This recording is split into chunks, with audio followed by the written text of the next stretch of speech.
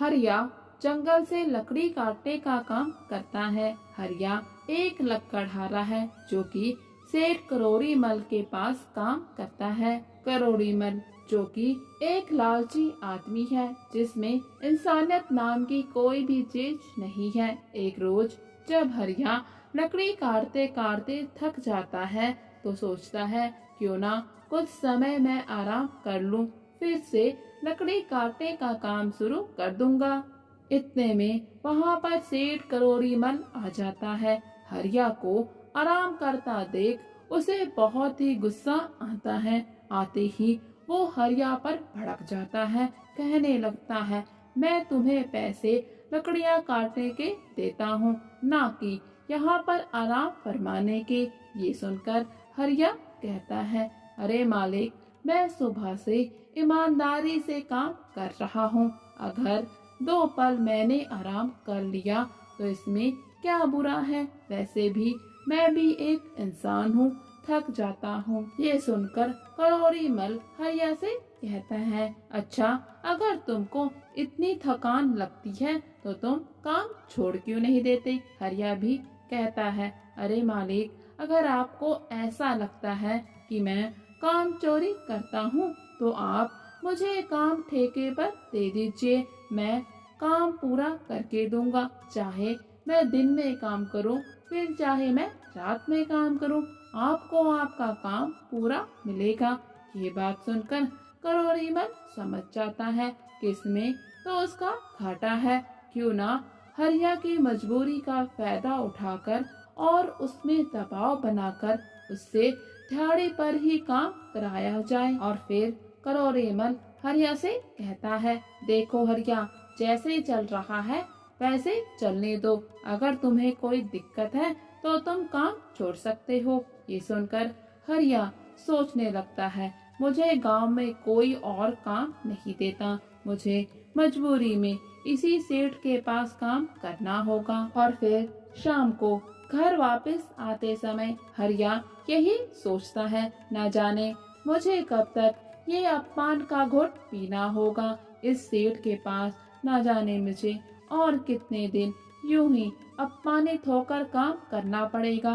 और फिर अगले दिन जब हरिया काम पर जाता है तो सेठ उससे कहता है देखो हरिया, अगर तुम रोज 1 घंटा ज्यादा काम करोगे तो मैं तुम्हें इसके ज्यादा पैसे दूंगा। हरिया मान जाता है। अब हरिया हर रोज 1 घंटा ज्यादा काम करता है।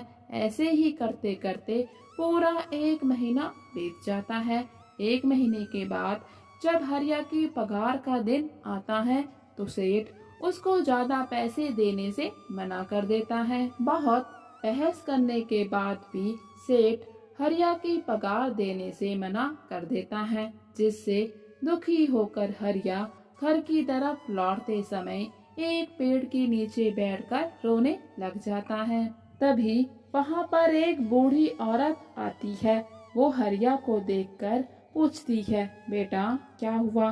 तो हरिया सारी बात बुढ़िया को बता देता है, जिससे प्रभावित होकर बुढ़िया हरिया को एक मिट्टी का घड़ा देती है और कहती है तुम जो कुछ भी चाहो इस घड़े से मांग सकते हो, लेकिन याद रखना तुम कभी भी लालच मत करना। अगर तुमने लालच से कुछ भी मांगा तो ये घड़ा तुम्हारा सर्वनाश कर देगा और तुम इस घड़े से जो कुछ भी मांगोगे वो तुम्हें खाना होगा, कुछ भी बर्बाद नहीं करना होगा। और फिर हरिया घड़ा लेकर घर पर आ जाता है। घर आकर अपनी पत्नी को सारी बात बताता है। उसकी पत्नी ये सब सुनकर बहुत ही खुश होती है। वो कहती है क्यों ना हम घड़े से सोने चांदी के गहने मांगे। इसके लिए हरिया मना कर देता है और उसे बताता है देखो हमें लालच नहीं करना, अगर तुमने सोने चांदी के गहने मांगे तो तुम्हें उन्हें खाना होगा। अब भला तुम गहने कैसे खा सकती हो, इसीलिए हम घड़े से अभी के लिए खाना मांग लेते हैं। और फिर हरिया और उसकी पत्नी घड़े से 2 प्लेट खाना मांगते हैं। खाना खाकर दोनों पति पत्नी सो जाते हैं। अगले दिन से हरिया सेठ के पास काम करना छोड़ देता है। जब से हरिया ने काम छोड़ा, सेठ के पास कोई भी दूसरा नौकर ज्यादा दिन के लिए नहीं टिकता, जिसके कारण सेठ को बहुत ही नुकसान होता है। अब सेठ अपने नुकसान की भरपाई के लिए हरिया के पास जाता है ताकि हरिया को मनाकर काम पर वापस ला सके। सेठ हरिया के घर पहुंचता है। सेठ हरिया को खड़े से खाना मांगते हुए देख लेता है और कहने लगता है, अच्छा तो ये बात है, तुम्हें तो बैठे बिठाए खाना मिल रहा है, तभी तुम मेरे पास काम पर नहीं आ रहे। ये घड़ा तुम्हारे जैसे गरीब के पास नहीं होना चाहिए, इसे तो मेरे पास होना चाहिए।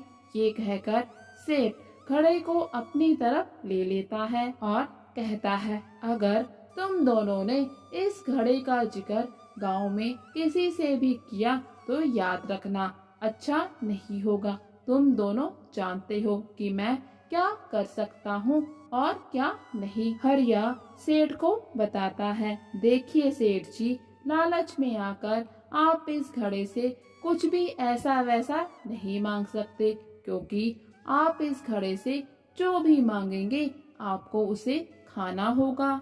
ये सुनकर सेठ हरिया को कहता है, अरे हरिया, तुम मुझे मूर्ख नहीं बना सकते। मैं इस घड़े से सोने चांदी और पैसे मांगूंगा। और फिर सेठ घड़े से कहता है, अरे जादुई घड़े, मुझे बहुत सारा सोना चांदी और थोड़े पैसे दे दो। इतने में घड़े से सोने चांदी और पैसे आ जाते हैं। तभी वहाँ पर वो बूढ़ी औरत भी पहुँच जाती है जिसने हरिया को ये जादुई घड़ा दिया था। बूढ़ी औरत सेठ से कहती है, अरे लालची इंसान, अभी तक तेरा लालच खत्म नहीं हुआ। पहले तूने गरीब हरिया से नाजायज काम करवाया और उसके पैसे भी नहीं दिए। अब तूने उसका जादुई घड़ा भी लेने की सोची। तूने घड़े से सोना चांदी मांगा है ना, तो अब इसको खा। अगर खाएगा तो भी मरेगा, नहीं खाएगा तो भी मरेगा।